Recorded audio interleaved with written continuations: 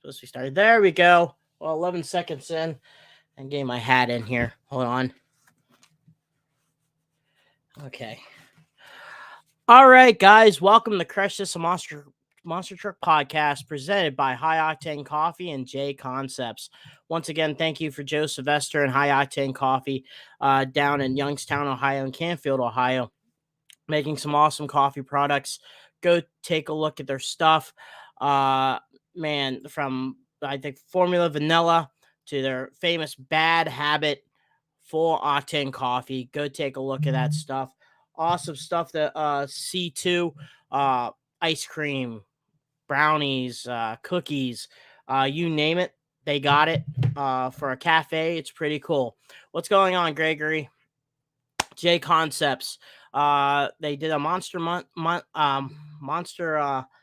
Monday. Go take a look at their stuff. Top of the line products from J Concepts, from the classic Chevy body, monster truck bodies, the Ford. They represent the Bigfoot monster truck brand, USA 1, and also the Samson brand. Go take a look at that stuff. The brand new Firestorm racing tires have came out. Go take a look at that stuff too. Awesome stuff to do. The regulator chassis, if you're interested in a retro monster truck, that's one place to start. Cloud based monster trucks for the RC world. Go take a look at jconcepts.net. Also, here, take a look. We got some cool merchandise. Got my Crush This hat on with, this way, the Big Bad and Blown right there. That's the shirt also. Go take a look at that. That helps support the podcast and everything they have done. Go to crush-this-a monster truck pod.myspreadshop.com. Go take a look at that. Help out. They have also hoodies, decals, cups, new designs coming out in the beginning of the week. Actually in the month of next year. Brad's getting married here soon, I think next week. Yeah, so give some love to Brad. He's getting ready to get some marriage here. He's going to be a Mr. and Mrs. So take a look at that stuff too. Justin Stories, Making Tracks. Go ahead and right here, guys. Here's the booklet. $10 a pop. Good stuffing stocker. Yeah, stuffing stocker for your stuff for the kids. It's awesome. $10 a pop. Message Justin. And this book's also on Amazon.com. Making Tracks. And I think also it's audio. So that's some cool stuff right there, guys. And much love from Justin Stories and what his product is. Back Channel Productions produce some awesome content on YouTube.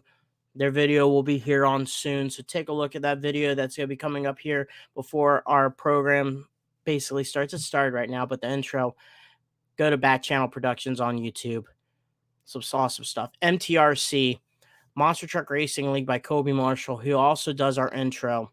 Much love for him also. He's doing some quick videos and stuff like that on YouTube. And some classic racing. My Truck, Big Boss, just recently was on. Much love for that too.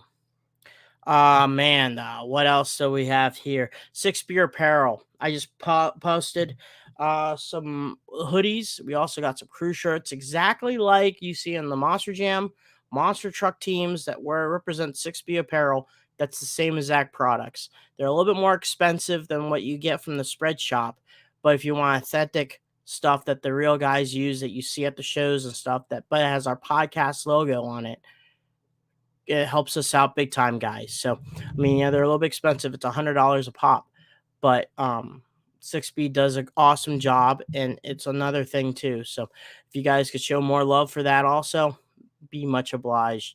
JB Scale Graphics, another group that's rising to the top right now in the monster truck RC world. They're doing a lot more with Paul Wolf and AJ Straumeyer from Tim Bigfoot. They do some Pro 4 and some racing stuff that they do, like King of the Hammers and stuff. Excuse me. Fisher License, Bad Habit, Bigfoot, Overkill Evolution, Obsessed, and many more. They do fantastic jobs on their flags. I am a sponsored driver too, so Man, go ahead and go to jbscalegraphics.com, pick up some merchandise from them, make your RC trucks look pretty awesome. Also, they just debuted the brand new Snakebite front clip with decals too, so you can either be the green, red, or make your own version of Snakebite, but it clips onto the front of any body that even J Concepts or Proline makes. So go take a look at that at JB Scale Graphics. Well, guys, and Hall Brothers Racing, they're the ones. I can't find it, but if you see these logos on the Monster Truck chassis or sponsor panel, that's from us trying to help promote the podcast. And I can't help out what Hall Brothers Racing have done. They help us pay for those things. And it's cool to have one of the elite teams in the Monster Truck world support us. So once again, Hall Brothers Racing, thank you. Go Raminator.com, Ram.com to help out in those matters too. I think anyone else I have to think about this. Bradley Shaw's designs, becoming pretty good. The Monster Truck and Motorsports world, designers of the American Scout, Stomper, Guardian Angel, many more to come. Mega Mud Trucks. Once again, hit up Bradley Shaw. He'll probably make some cool designs for you and go from there. But guys, thank you so much for the love and support. We're about to start here in our intro area. And then if you have any questions, feel free to ask Mr. Christopher Allen. He's our guest for today, the curator and host of the International Monster Truck Hall of Fame and Museum in Butler, Indiana. So we are going to start off with our intro and stuff like that. But guys, thank you so much for what you guys have done. And we'll get this go from there. So here we go.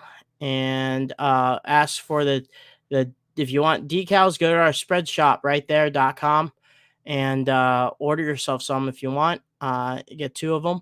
And they're on our little website right there. So yeah. And here we I believe we had some decals, but I think they're like $5 a pop. But I think I'm running. I think I have some more of those, but we're gonna go ahead. But it's easier just go to our Spreadshop to order some. So just go there. That helps.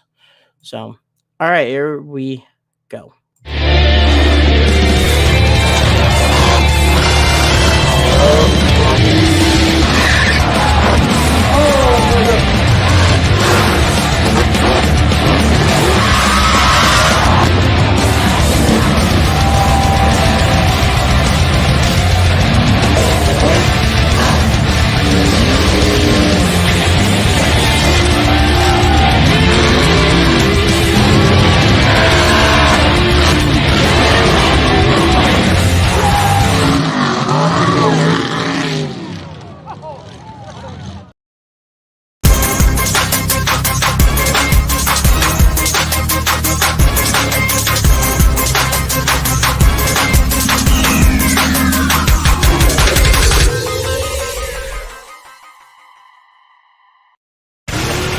This isn't your typical motorsports podcast. You're listening to Crush This, a Monster Truck podcast presented by High Octane Coffee and J Concepts. A show where we take you inside the minds of your favorite drivers, past and present, of the monster truck industry. And now, your hosts, Brad Shaw and Dan Chichagash. Buckle in. The show starts now. Hey, once again, welcome guys to the Crush This podcast. Man, I have to say is welcome again, Brad. You're getting married here soon. But man, Chris, how's it going?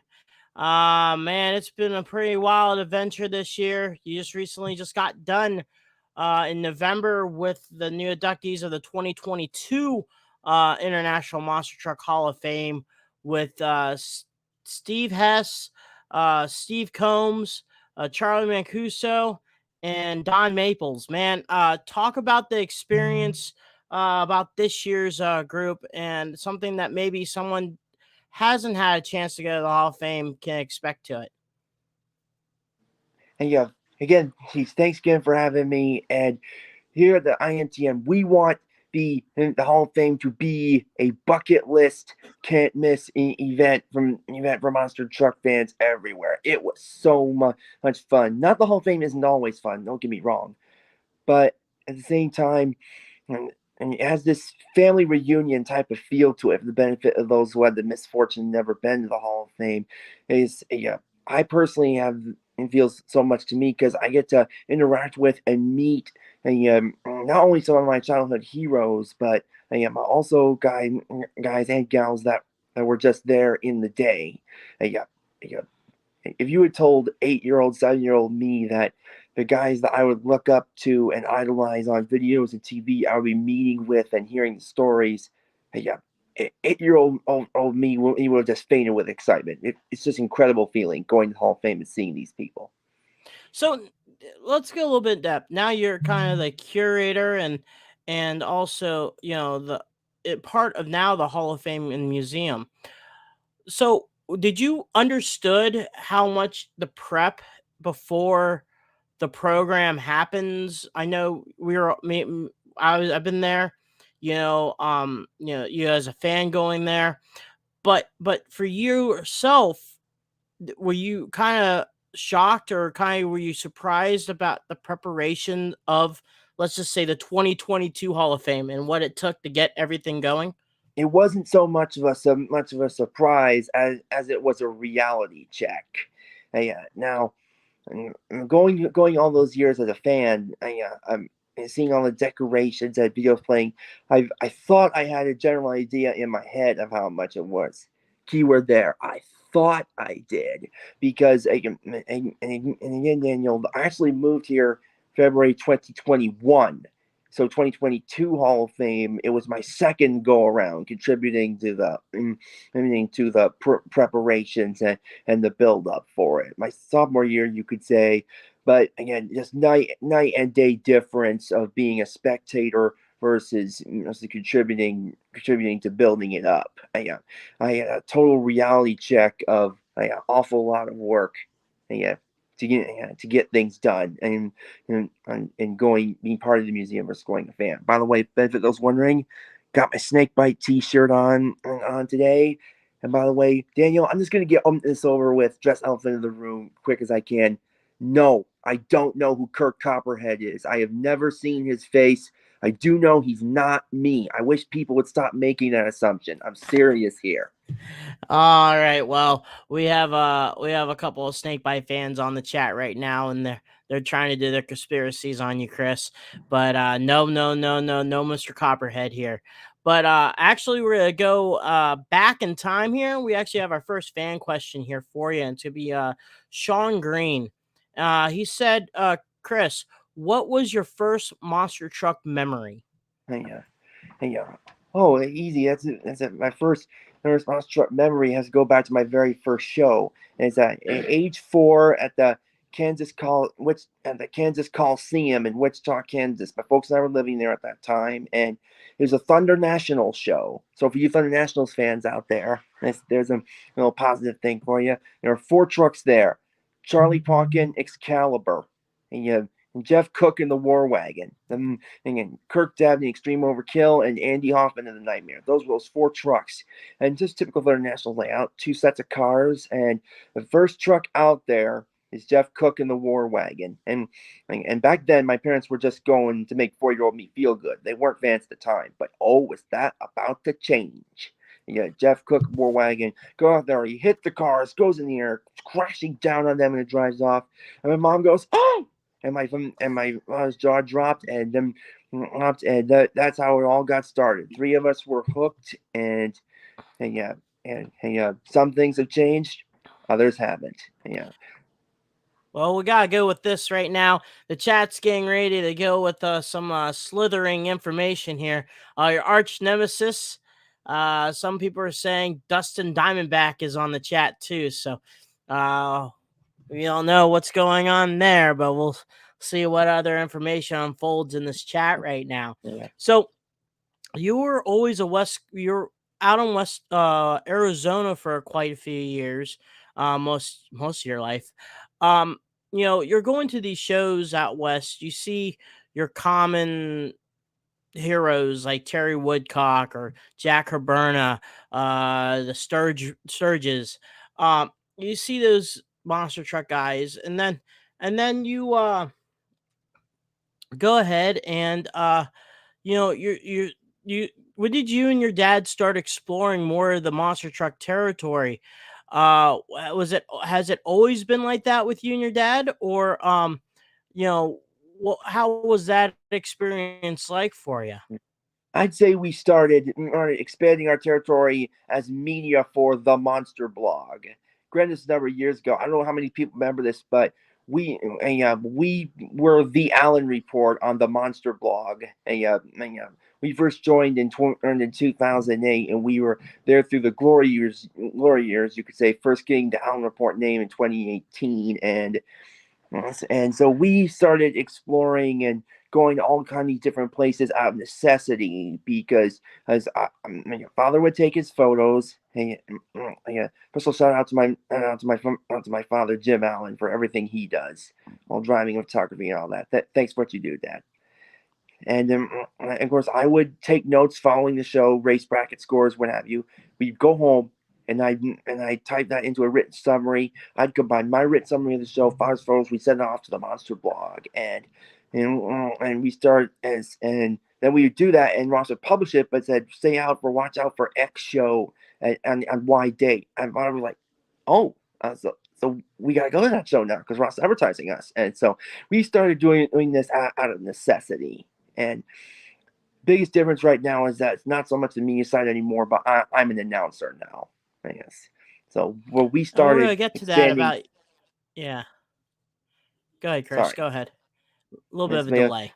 right. But we started we started expanding our horizons, seeing a lot of different people out of necessity rather than by choice because the Monster Blog wanted us to do this type of thing. So you're doing your traveling, your dad's doing the photography and stuff like that. Is that how you got informed? Was it through Ross about this International Monster Truck Hall of Fame? We were able to get into the museum through the Monster Blog organizer. Now, I actually found out of it on my own. And I would follow it along. But good thing is, the benefit those may not know, the Monster Blog has sponsored the museum since it first began, and that was our ticket in, pun possibly intended. So and so it was we through our connections at Monster Blog, we were able to get into the Hall of Fame. That's how we did that. So what I knew first when I first met you was you did a cool rendition of Gary Porter's interview back in 2013. Yes, it was You 2013 because came that was up, his Hall of Fame induction year. yes, and that's when I first met you.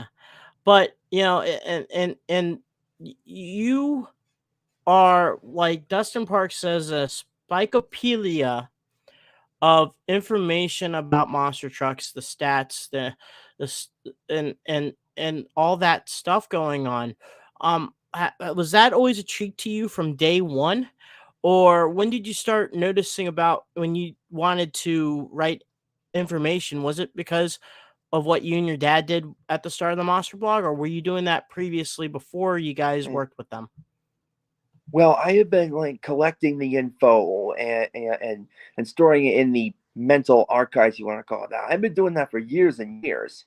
Because I have to ask me how I first got started at some point, but I had been watching monster truck videos, basically my entire life, and I have been learning about these trucks and drivers, what they did, where they from, various trucks driven, and so on and so forth, and the writing side of it it was again when Father and I got in with the Monster Blog, so I would write the written show summaries.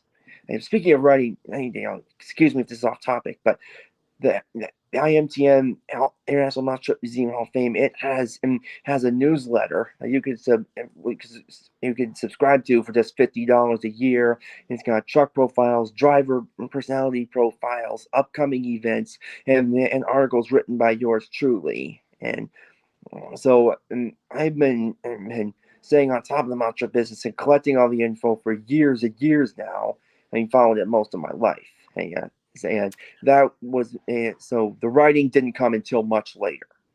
If that answers your So question. there's a little bit of a, I guess, group in the monster truck world that loves to find the historical side of everything, where this chassis went, whatever happened to that chassis, who has their hands in that chassis today, nostalgia stuff like that. If you are interested in that, which I'm assuming you are, uh, have you ever tried to look at the history of someone's chassis? Do you like doing that too? Yeah, I have tried, Daniel, but I'm just gonna shoot straight here. That's one of my weak points when it comes to monster knowledge. I'm sorry to damage anyone's opinion of mine. I'm sorry if this feels like it feels like people don't think so highly anymore. I'm sorry that's the case, but again, I'm just gonna be honest with you here. The chassis lineage. Well, it's a fascinating subject to me. Don't get confused. But as far as tracking chassis downs and track ownerships, that's just one of my weak spots of monster truck knowledge. It's all right. Everyone, there's some people that don't have the knowledge that you have about some of this stuff, about stats and who did what and what. It's all good fun. So I mean, and so you go to the Monster Truck Hall of Fame Museum as a fan. You've been there, I believe, every single year, correct?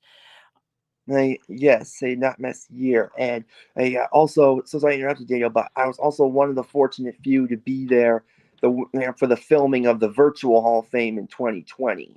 Yeah, so the one year they didn't have a Hall of Fame because COVID. Yeah, I was about to say, didn't you ride in the Hercules truck? I did. And Yeah. for the benefit of those who may not who may be wondering what that experience was like, well, yeah, they were awfully bumpy going over those crush cars. When I jumped down, I truly mean literally jumped down because it's so big.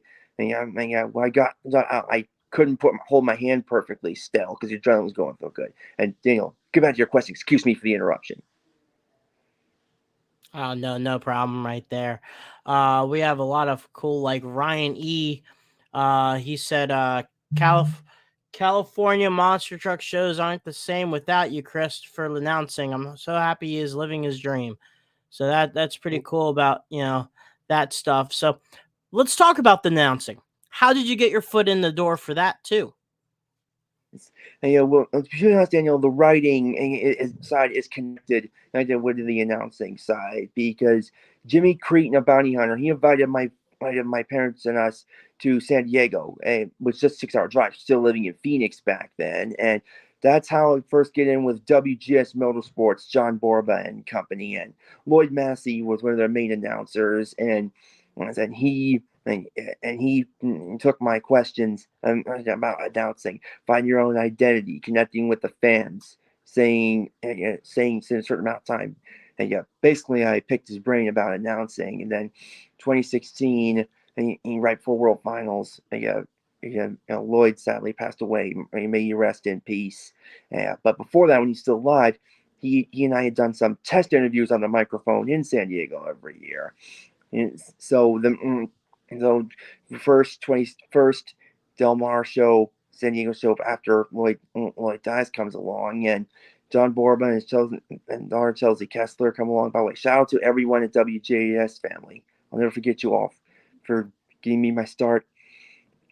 And John Kelsey turned to me and say, "Hey Christopher, you wanna actually announce this show? Didn't need to ask me twice.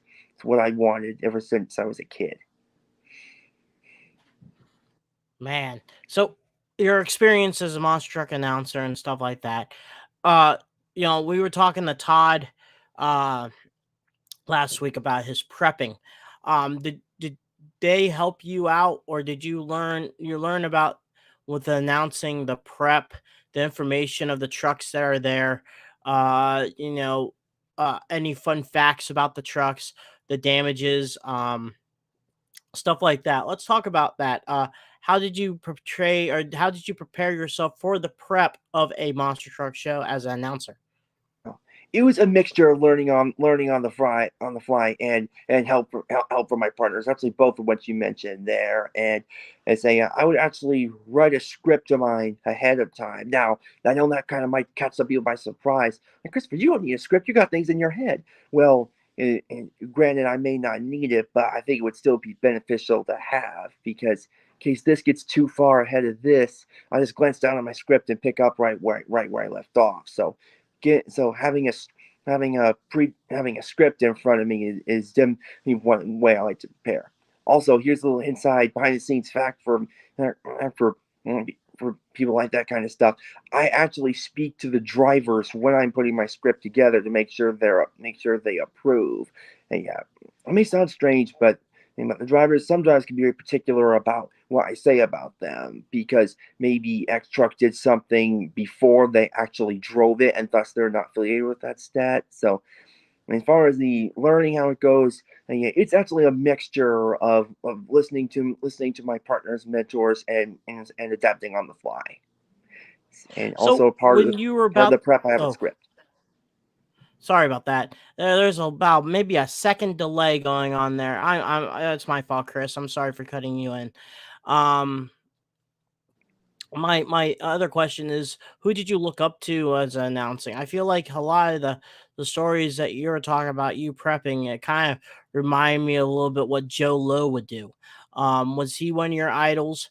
And was there other announcers that prior to being with the group out west, that you looked at and you tried to, inform yourself about? Oh, yes, yeah, there were, and Daniel. Again, I'm just gonna shoot straight and be honest here. Yeah, I really looked up to Scott Douglas, and, because I watched Monster Jam on speed, basically its entire run, more or less, and he truly was my monster truck announcing idol, and one that I can think of right now. And although one quick experience, and don't worry, I'll give you the Cliff Notes version of this story here. And yeah, You don't have to, same Chris. year, You don't have the to. Go same ahead and tell the story full blast. No cliff notes. Just go ahead and do that. Okay, there.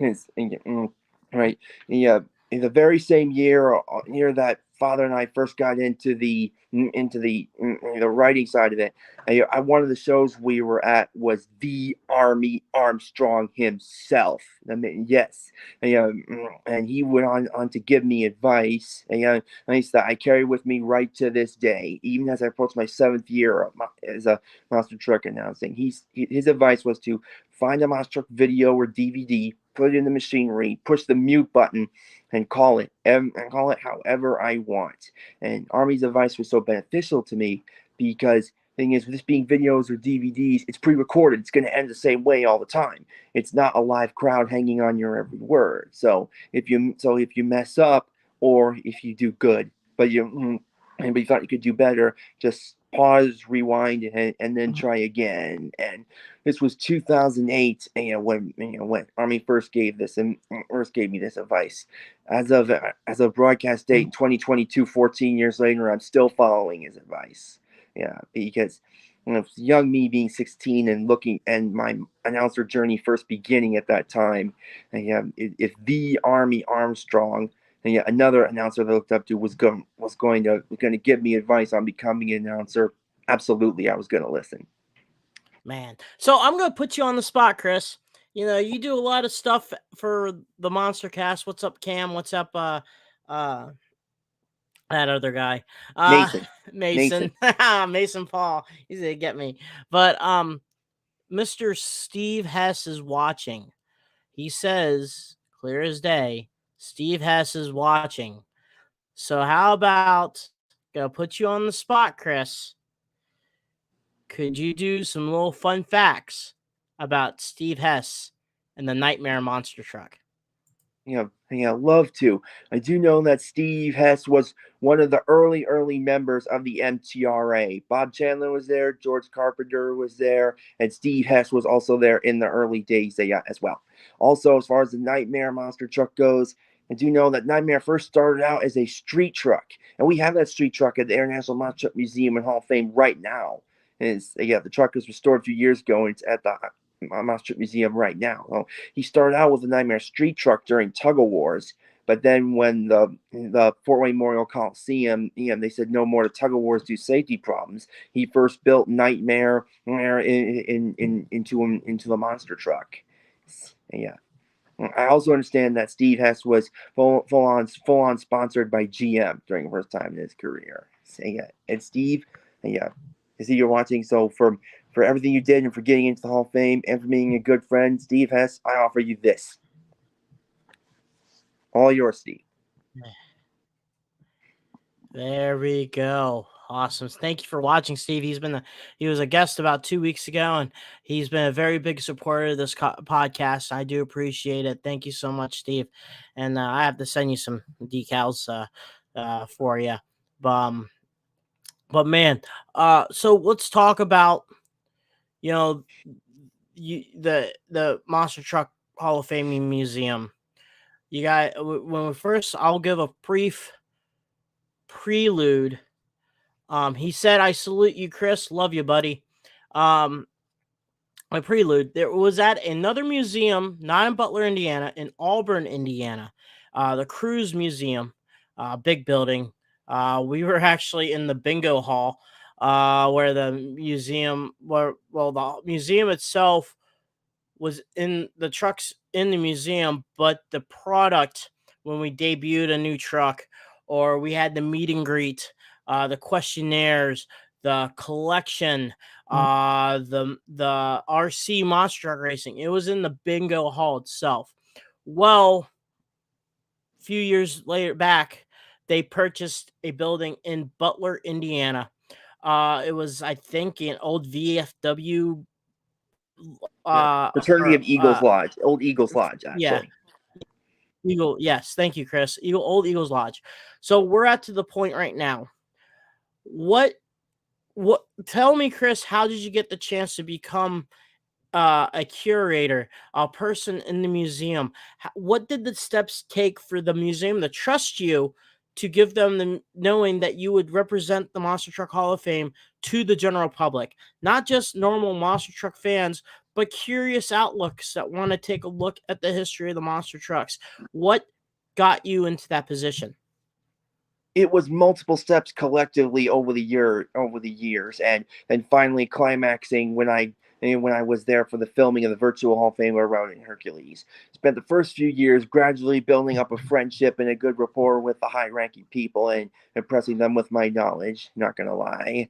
Then I got my very first job with the International Monster Truck Museum Hall of Fame in 2015, when throughout the year I would follow along and as significant people in the monster truck sport they would die, I would list their name and their accomplishments. And by a certain day before, next number of days before the Hall of Fame, I would ship off the list to the high-ranking people, and a decision would be made on that. So we and thus their names would be put on plaques, and the plaque and these plaques with the names of these recognizable deceased people, they would be made. We take them to the Hall of Fame and we would install them. And I still do that right to this day. And some of the people watching this like, Christopher, working on dead people? I get that's so bottom rung of the ladder. Maybe it is, but back then I would take whatever opportunity the museum would give to me, and that carried on for a few years. And then became part of the nominating committee, part of the actual process that chooses the Hall of Fame that I think we can get to later on. And do that for a few years. Finally, we go up to I'm lucky enough to be invited to the filming of the virtual Hall of Fame, and I'm seeing the new building right as it is, right around the time we closed it. And oh boy, I walk up to Jeff. I say, hey Jeff, you want to curate your tour guide at this museum? You have a volunteer and me, and I just didn't know on what he was going to say. And much to my surprise, he shakes my outstretched hand. And he says, "Yes, Christopher, you'll be just right for it." And then reality set in, and then I had as after this we have to fly back to Phoenix and have the incredible misfortune of telling my parents that we would be moving away from the Phoenix sunshine. Oh man, And that's rough. So, if a person comes into the um museum, what give someone information about the museum that maybe is intrigued or that maybe not even know about it. What's the cool sights and sounds, the sights to see in the museum? there's quite a lot, Daniel. I say we got physical trucks themselves. True, it's too main attraction. Some are originals and others are rebuilds. Interestingly enough, we also have display cases full of vintage, classic memorabilia, yearbooks, VHS tapes, and T-shirts, things like that. We also have photographs and video footage that playing or on display in that museum. Yeah.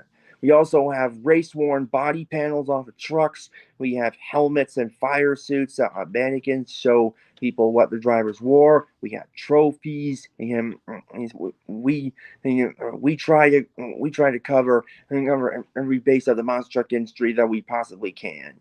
And we try to get as close to the line of overwhelming where it's almost too much without actually going over that line. And I think we're very, very close to that spot. I do admit that I'm biased because I work there, but I think we're very, very close to it. Uh, So, there's very if we try to have close to something for everything for some sort of monster truck fan, and I like to think we're there. We have accomplished that goal. and people may not know that you have three world champion monster trucks there too. Sorry, Daniel. Just to clarify, do you mean championship winning trucks or championship drivers in our Hall of Fame? Do you mean? I'm talking about in the museum. You have three name monster trucks there with world championship caliber names. Yeah, well, we did. Well, we do have a Bigfoot truck in there. That's true. However, just to clarify, it's Bigfoot number 12, which the late great Ron Bachman made famous as display truck. So, championship winning member of the Bigfoot team, championship representing Bigfoot team, yes, but not exactly that truck. And also we do have Taurus in there, Taurus Racer, and for those of you who think, wait a second, Taurus Racer that was just shy of 8,000 pounds at one point. Yep, that Taurus. And also we do also have a Barefoot truck in there, but has his restored blue Chevy Barefoot. So again, Daniel, excuse me if I'm getting over technical here, but the names on the trucks it win championships at Bigfoot and Barefoot, but not those trucks specifically. Although, excuse me if I'm. It's all right. That's why I was mentioning about the names of the truck, but you do have two world champion physical championship trucks there with Taurus and Equalizer. Well, we don't have Equalizer right now. Oh, okay. And it was taken out a number of months ago to get an engine restored, and it was to get ready for the TNT Unfinished Business event we had this past year. And as the owner still has access to it, and for the benefit of the people watching who are like, "Oh man, no Equalizer," don't worry. Some of the trucks are permanent, others are rotational. But don't be afraid to come back to the museum. Just because won't see a truck there now, by no means mean it will never be there. Monster trucks are a never say never business. So And don't be afraid also to come back. people may not see probably be new to this. Know that there's another side, another form of monster trucks, which my bosses have donated for the Hall of Fame. They have at the Hall of Fame, the museum, a monster tank. It's true, we do. We have the heavy metal monster tanks, and tell you what, Daniel, I'll let you on a from behind the door fact here. That monster tank, heavy metal, is one of, if not officially, the most asked about vehicle. With behind our walls right now. It's now granted the diehards, hardcore, longtime followers like myself, we're familiar with it. But virtually all and again, I'm not trying to insult any. I'm just shooting straight here. Virtually all of the diehards, the hardcore fans that come to the museum, come during one of our two live shows per year, or during our Hall of Fame, so they know. Like your average family, a set of parents who's bringing their kids here because they love monster trucks, they don't have a clue about the monster tanks. They see tank truck, like, well, what the heck is this? And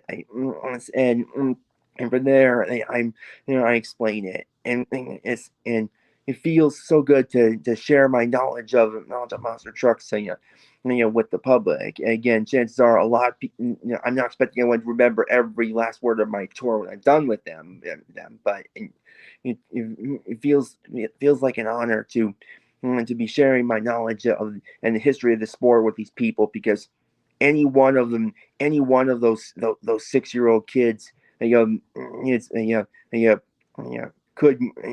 could want to come back and then carry the information even deeper into the future at 16 or 17. Who knows? So let's go with that. I'm gonna put you on the hot seat again. So we have our fans, but we have people that just pop in and out of this podcast. We have people also listen to us in the podcast itself. Maybe you can help out, and maybe you can explain about the monster tank craze that happened, in the monster truck world. So if you want to do an explanation of the monster tank, and what would you tell the average fan about it? Yeah, love to, Chief. Glad to. The first monster tank started showing up in the mid 1980s, the charge led by the Virginia Beach Beast. Eventually, there are so many of these tanks that one event in one stadium in one city would see the big wheel trucks race each other in one division, the tanks race each other in a separate division, and to end the show, the winning tank race the winning truck.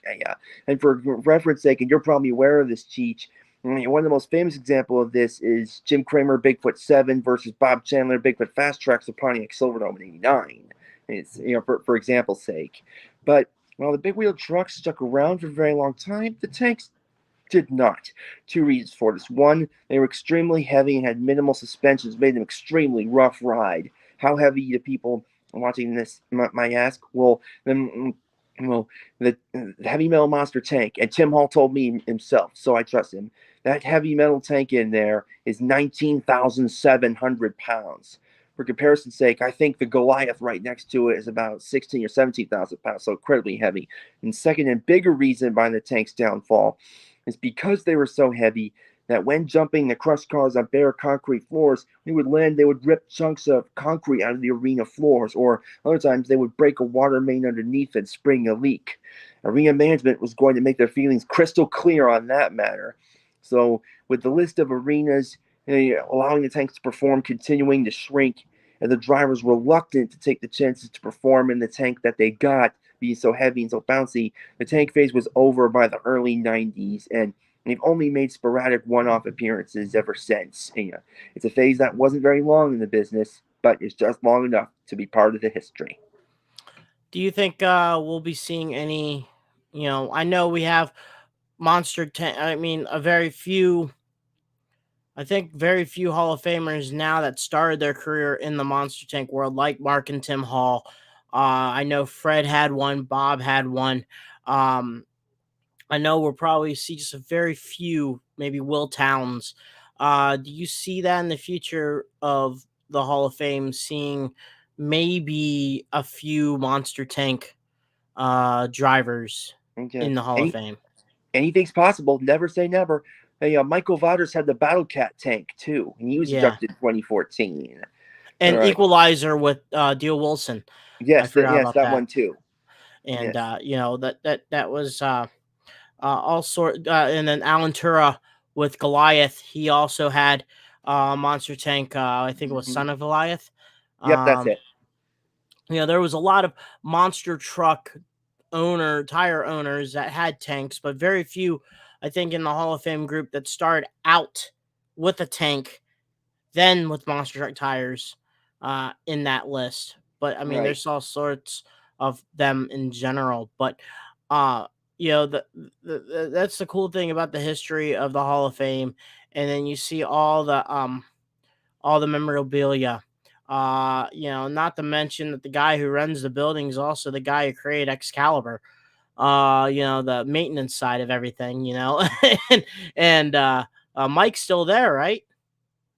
Oh yeah, Mike Nichols, one of our biggest supporters. He's often there to help prep for our 2 live monster truck shows per year. And by the way, I'm sorry, Daniel, but I think I'll mention those while I'm here, while we're on the subject.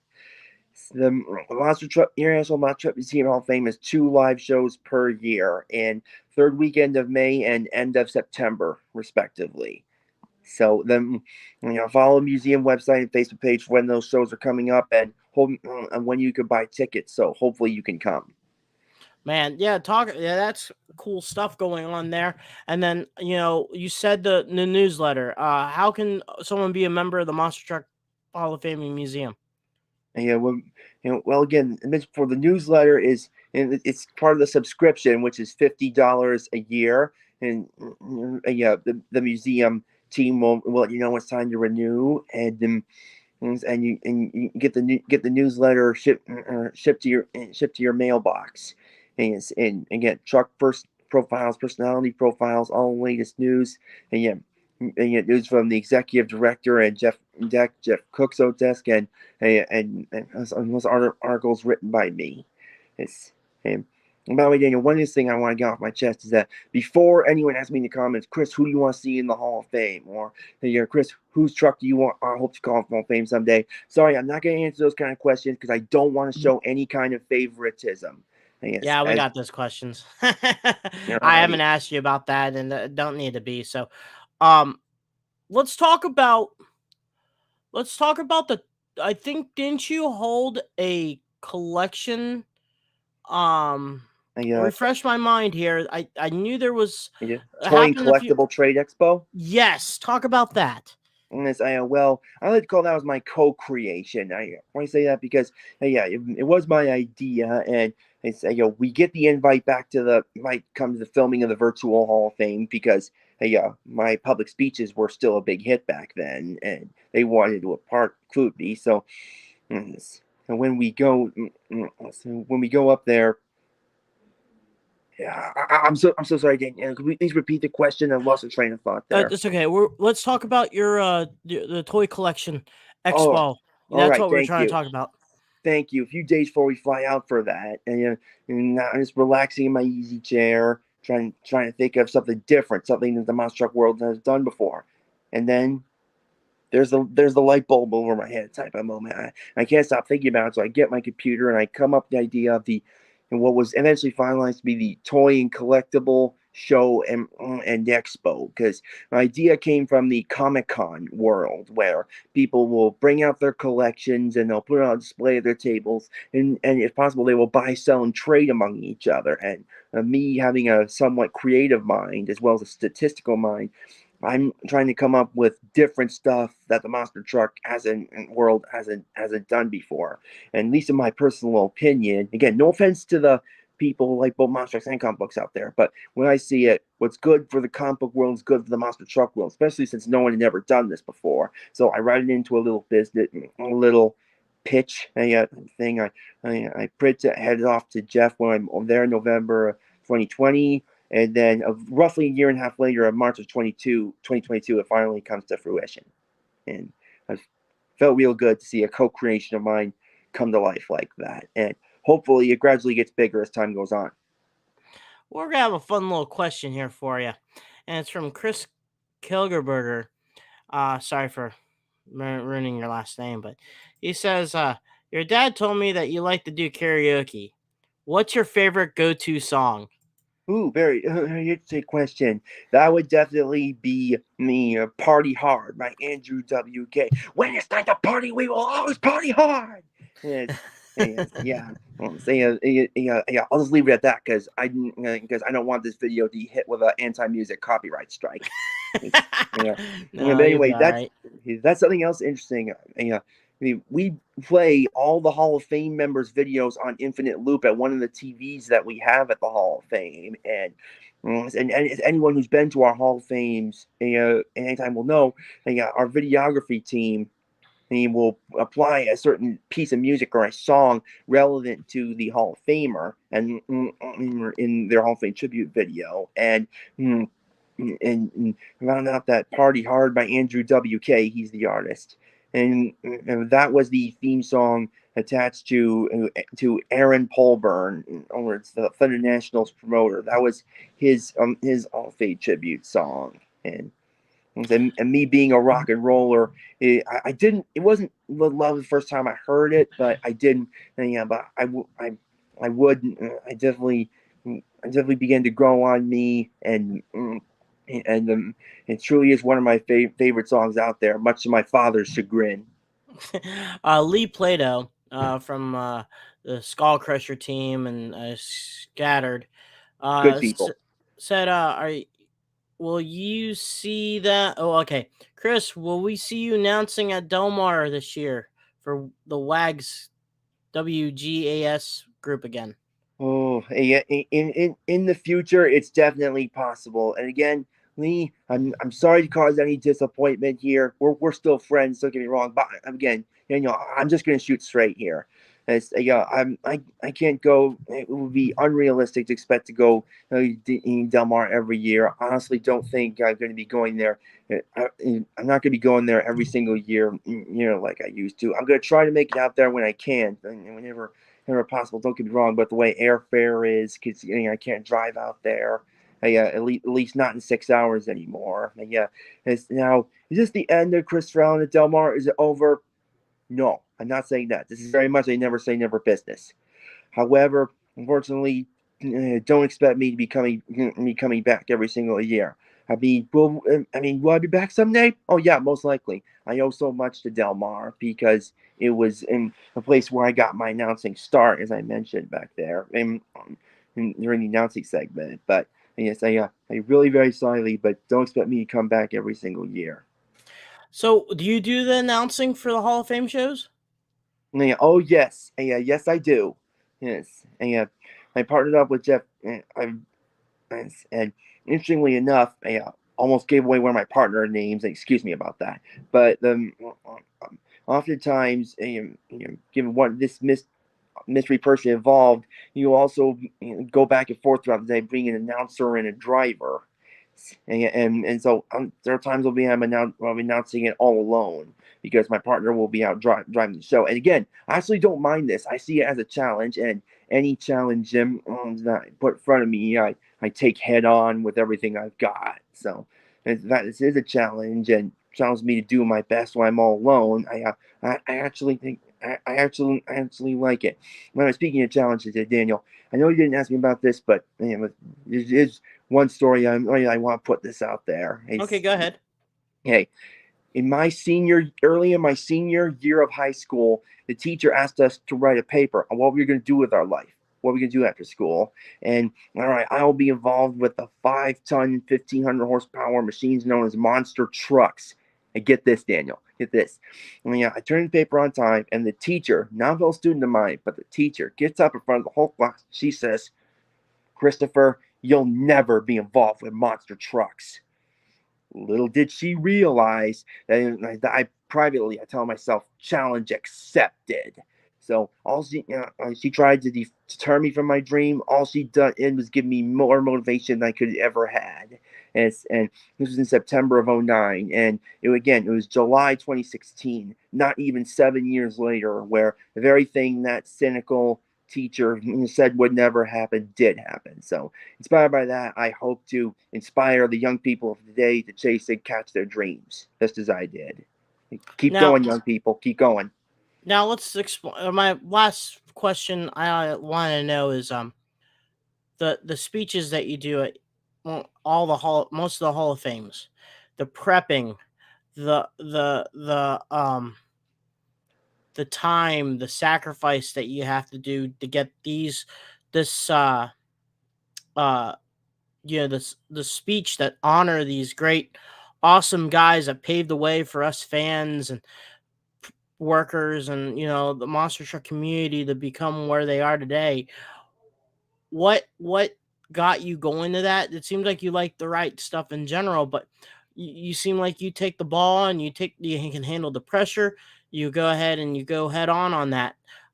What does that mean to you, taking that opportunity to write a speech and do the speech in front of all your peers? It means a lot, but it's also a lot of work too, Daniel.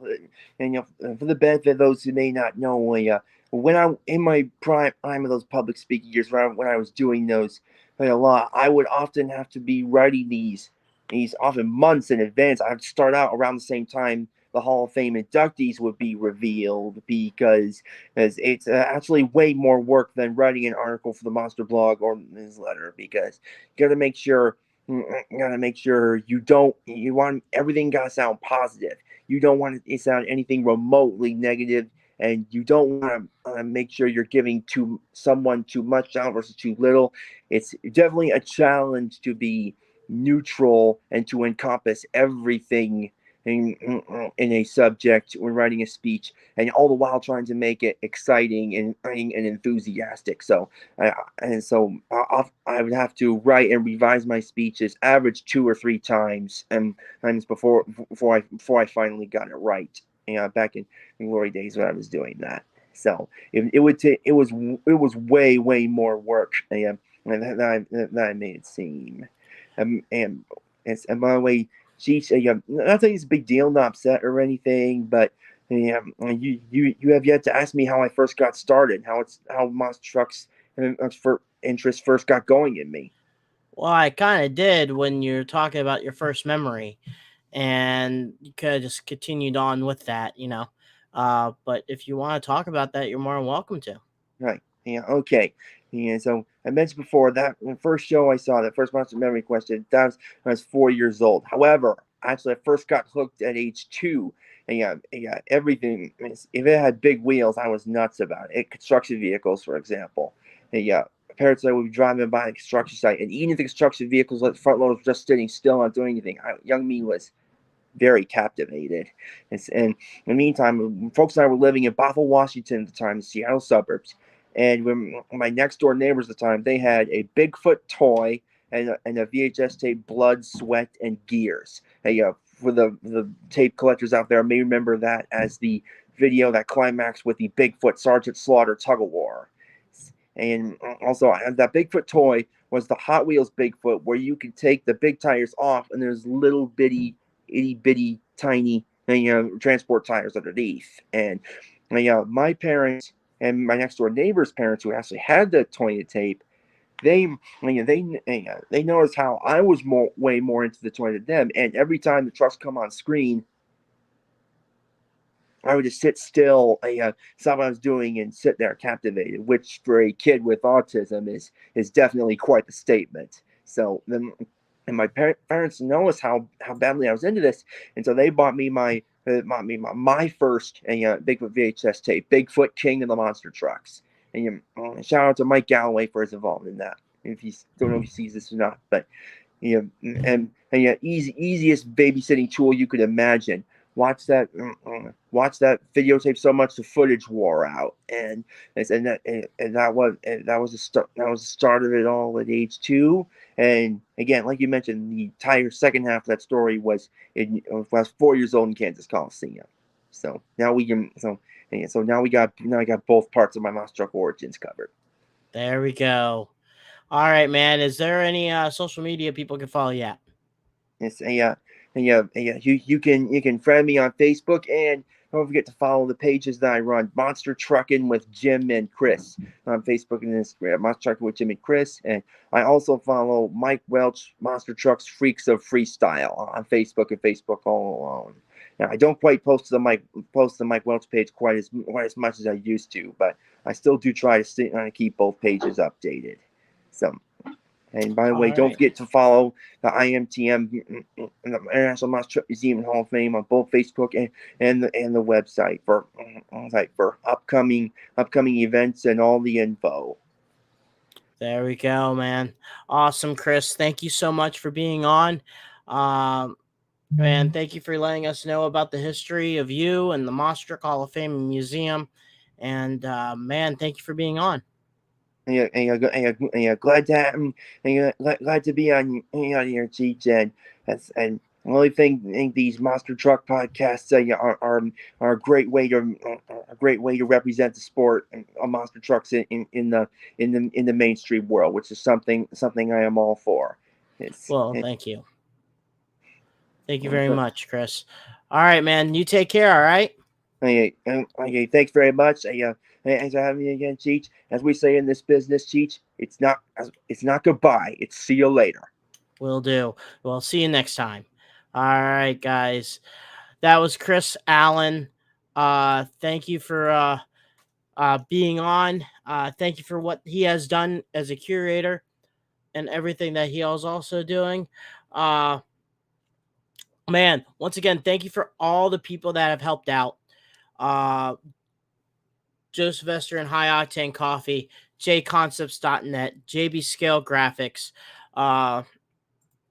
Justin Stories, Back Channel Productions, MTRC, Hall Brothers Racing, Bradley Shaw Designs, 6B Apparel. Once again, go to this website, help us out. Go help Justin out with his book too, $10 a pop, and also on Amazon. Show some love. Also, if you guys feeling good, message us and we'll hook you up some 6B merch. So they're a little bit more expensive than normal, but it goes ahead. It helps us out too. So once again, go to this spread shop. T-shirts, hats, pennants, cups, stickers, stuff like that, hoodies. Go show some love, guys. Next week I'll I'll give you who is in next week. And then the week after that will be next week's the Christmas special. Brad will be on next week. I believe next week's the Christmas special. I could be wrong. 13th? Nope, it's 20th. Next week's the Christmas special. So once again, folks, and then we'll just have a bunch of people on for the Christmas episode. Just a bunch of people will be on, guys. So and then the week after that, we'll get ready for our up and coming Monster Jam first quarter schedule. We'll have Kurt on. I think we'll have Mark on. We'll have a couple people on getting ready for some first quarter stuff. So outside of like all the domains. So, and then we'll go and schedule who our first guests for next year. So, well, guys, like Brad says, keep the rubber side down and the shiny side up. Brad, have fun. Guys, bomb Brad's Facebook. Congratulate him on this wedding that's coming up this weekend. It's going to mean the world to him. And once again, check up on your friends. Talk to your friends. Have them listen. If they want to voice out, just listen to them. If it could be dumb, or it may not be dumb, but, still be there for them. Donate blood also. So, guys, thank you again. This episode will be on here pretty soon, maybe tomorrow, on Spotify and iTunes, guys. Once again, thank you, Christopher Allen. Get a chance to go to the Monster Truck Hall of Fame and Museum in Butler, Indiana. He'll help you make a tour and everything like that. Go take a look at the World Championship Taurus, Scott Hess's Barefoot, Tim and Mark Hall's Heavy Metal Tank, the one that started it all. That was $700 that Mark found in Farmer City, Illinois for $700. $700. And now look at what they created now. One of the monster trucks out there right now that is sponsored by a major company. So with both Hotsy and Ram trucks. So you can't, what an adventure that is. But once again, guys, thank you so much for being on. Next week's a Christmas episode. We'll see what Brad has to do. Well, guys, let's Cheech. Have a good night. Like I said before, keep the rubber side down and the shiny side up. Peace.